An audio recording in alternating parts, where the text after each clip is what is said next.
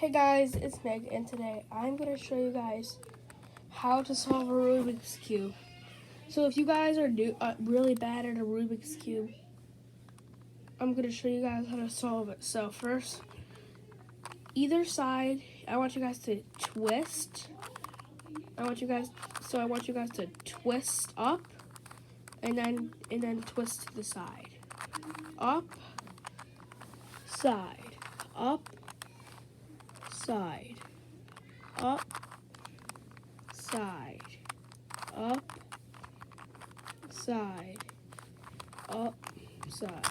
So just keep repeating that pattern and you should get a solid Rubik's Cube. So thank you guys for watching today's video. Bye.